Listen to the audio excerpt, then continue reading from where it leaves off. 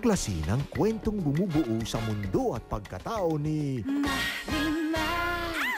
Magsisimula ang lahat sa bawal na pag-ibigan ni Gustavo Aldama at ng dukhang si Lupita. Wala akong ginawang masama sa hampas lupa mong asawa. Bakit hindi niyo matanggap ang asawa ko? Magbubunga ang kanilang pag-ibig ng isang anak. Marimar, anak, halika na. Subalit hindi matitikman ni Marimar ang marangyang buhay na nakalaan sa kanya. Aampunin siya ng pobreng mag-asawa. Natatayong mga magulang niya hanggang sa kanyang pagdadalaga. Kababata ni Marimar si Angelica. Magiging nobyo ng ambisyosang si Angelica ang mayamang si Sergio Santibanez. Ngunit nang di siya pakasalan ni Sergio, Huli na ang lahat, sir. Kasal na sa ama mo. magbabalik si Sergio upang gantihan ang kanyang ama at si Angelica. Gusto ko maramdaman niya yung sakit na naramdaman ko nung pinakasalan niya si Daddy. Magkukrus ang landas nila ni Marimar Ano ba ginagawa mo dito, Marimar? Naalala mo yung pangalan ko? na mapapaibig kaagad sa kanya. Mahal na mahal kita.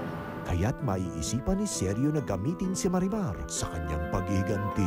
Arby, pakakasalan mo yun. Ano kasi babae ba yan? Kung ako sa'yo, hindi ko siya kakausapin. Nagseselos ka. At magsisimula ang paghihirap ni Marimar sa mga kamay ni Angelica. Maaangkin ba ni Marimar ang puso ng lalaking pinakamamahal niya? Sundan sa pinakaaantabayan ang pagbabalik sa telebisyon ni...